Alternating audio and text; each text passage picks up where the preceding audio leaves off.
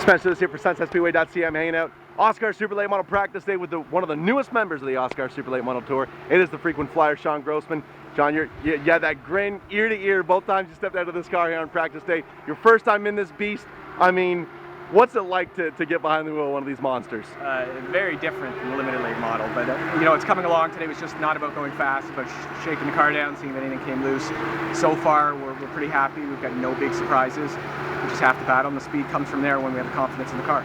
Now, once you get out there with 20 other cars, obviously it's going to feel a little bit different. How are you going to need to drive this track at the spring velocity different than when you were in a limited late model if you want to get towards the front? I think it's a speed timing issue. The cars generally, the second groove is the second groove, the first groove is the first groove. It's a timing issue because everything happens faster, so you need to think a little bit more ahead. But I think the racing itself will generally stay the same.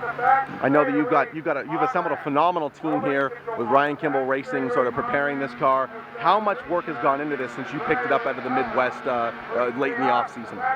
We really thought we were buying a car that was ready to hit the track. We decided after Ryan got his hands on it, Graham, Jeff, everybody took a look at it, that we wanted to update some stuff. So there was a fair bit of work, but it was really discretionary work. Well, I know that you're your own hardest critic, and you're so tough on yourself. So where are we setting the bar for opening night? At the spring velocity, I mean, what do you need to do in order to be happy with yourself, in order to be proud of this team and be ready to move on for round number 2? I think we're gonna set goals of finishing as number 1, staying out of trouble number 2, and I'd like to say top 6 or 7 on a consistent basis, moving up a position every week, to the point where we're contending for wins. Is staying out of trouble going to be a concern? I mean, I know you've seen previous events here at Sunset. The way the OSCAAR sort of get going, is it a concern that maybe there might be some shenanigans on opening night? They do get yellows with the series, but I think again it's the speed factor. Things happen very quick. If you're not on the light switch quickly to turn it off, you have a problem quickly. So we'll gauge ourselves that night to stay out of trouble. I mean, we're the new guy here. We are a rookie, so we want everyone to race with us clean, and we want to race with them clean and not cause any problems. Was jumping onto the tour really a bucket list thing for you? I know you talked about the first time you saw these cars at Sunset, how badly you wanted one, and you sort of hummed and hawed about it for a while, and then finally jumped into the deep end of the pool. I mean, was this something you just had to do? Yeah, I think once I started stock car racing from road racing, the bug bit. This is a natural progression for the local short track racing scene, and we're ecstatic we did it. But the good news for the Sunset fans that want to see you on a fairly regular basis, that you still have your limited late model that's still 100% legal for Sunset Speedway.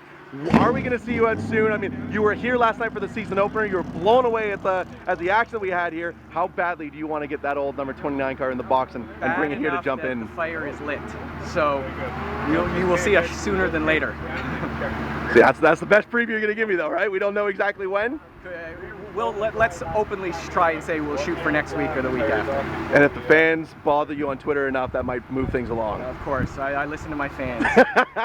Well, none of this happens with the people behind the scene.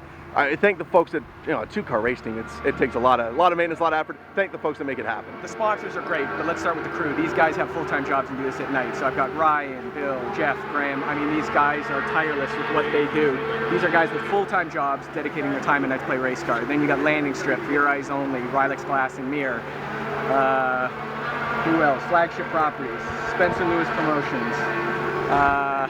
It goes on and on. And where can the fans bother you on Twitter to let you know? SMG Motorsports. Go on, log on to Twitter right now and remind Sean Grosman that you want to see him in week number 2. And SMG Motorsports on Facebook. Shoot us a message, let us know that you want to see the 29 limited late model in action here for week number 2 at Sunset Speedway. Only 1 week before getting out here at the spring velocity with the Super Late. So Sean, we're going to make sure we keep you as busy as possible. Yeah. You took last year off, so I mean you got a lot of time to make up for, my man. So we got lots of shirts to hand out. Come out to the races. We got promos. Every time my cars are at the track, shirts will be thrown out to the stands. Come out and fill stands. There you go, folks. Come out to Sunset Speedway. Watch Sean Grosman go to work. Look at those numbers. That's a good-looking race car. Sean, we'll check back in with you next week here at Sunset. Thanks.